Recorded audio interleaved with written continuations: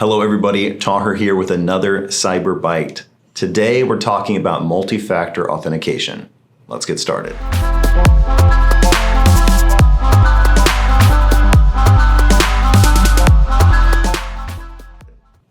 Okay, quick history lesson. In the past, your credentials consisted of your username and your password.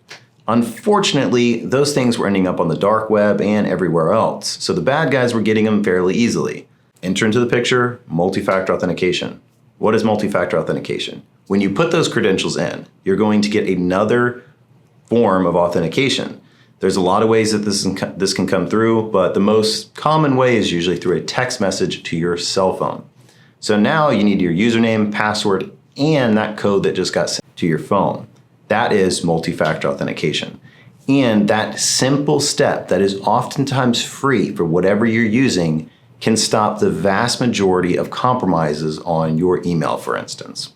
So, long story short, if you don't have multi-factor authentication in place, you absolutely should. Email is becoming the #1 threat vector for bad guys, so you really need to make sure that you have this in place.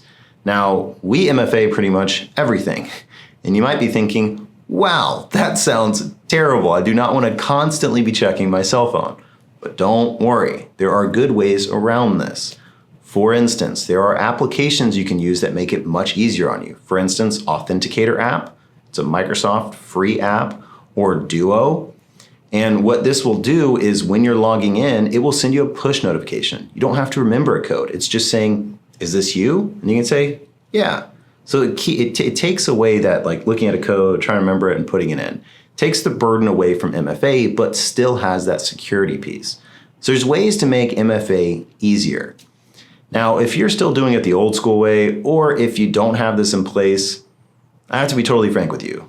You're not living in the 21st century, or at least you're not living in 2022.